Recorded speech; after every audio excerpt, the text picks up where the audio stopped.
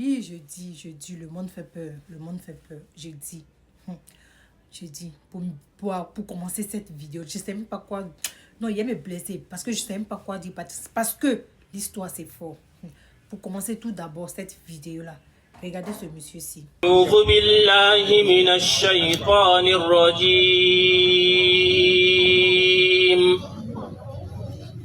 Vous avez attendu.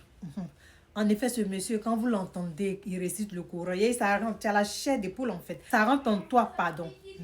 Détrompez-vous. Voilà pourquoi on dit le diable s'habille en Prada. C'est-à-dire que le monsieur que vous voyez là, c'est la pire. Je ne sais même pas comment dire, je ne sais même pas comment le qualifier en fait. Parce que c'est la pire des espèces. C'est la pire. Ce monsieur que vous voyez là, c'est un grand jasseur.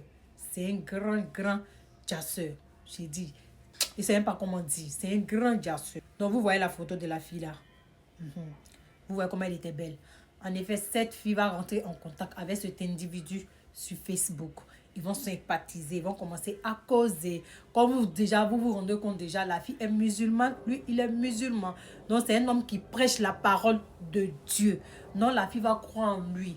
La fille, un jour comme ça, elle va sortir.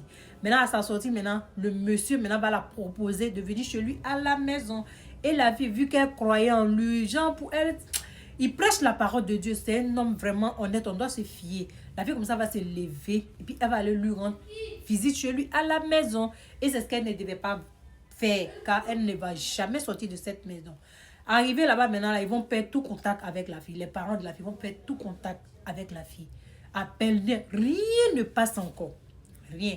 Donc c'est dans ça maintenant les enquêtes vont commencer. La police va se lever maintenant et ils vont tracer le dernier endroit où la fille a été. La police va l'emmener.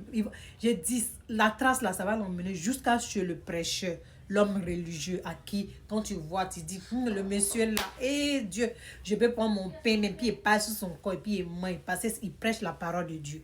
Donc, la police va les envoyer là-bas. Maintenant, quand ils vont arriver là-bas, maintenant, ils vont demander au monsieur. Ils vont expliquer la situation quand le téléphone de la fille passe plus. Que tu as été la dernière personne avec qui la fille a communiqué sur les réseaux sociaux. Le monsieur va dire non. Il va nier tout catégoriquement non. À la fin, il va avouer. Il va dire non, la fille a eu crise d'épilepsie. Donc, elle est tombée. Elle a tcha. Ils vont dire non, la police ne va pas croire. Donc, ils vont commencer à fouiller. Fouiller un peu chez le monsieur là. Maintenant, ils vont aller voir. La table que vous voyez là, ils vont aller voir. C'est sur cette table là, il a tcha. Il a enlevé le kunguro de la fille sur cette table.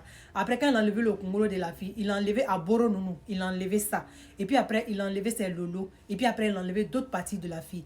Maintenant, le liquide rouge de la fille, là, il a mis ça dans les bouteilles que vous voyez là. Donc, ils vont l'attraper. Et puis, ils vont le mettre en cabas. Qu'ils pourrissent là-bas pour toujours. Faisons très attention, les filles. Vous voyez les réseaux sociaux, comment c'est dangereux. Il y en a, ça refuse pour eux. Eux, ils tombent sur de bonnes personnes sur les réseaux sociaux. Mais il y a d'autres là. C'est pas ça. C'est le diable en question. Il va te donner rendez-vous. Tu vas te rendre là-bas. Il dit à la fin. Tu ne vas même pas sortir là-bas. Tu vas sortir là-bas en morceaux. Il va te dire. Faisons très attention aux connaissances sur les réseaux sociaux. Qu'ils pourrissent là-bas pour toujours. Et que la fille, elle repose en paix.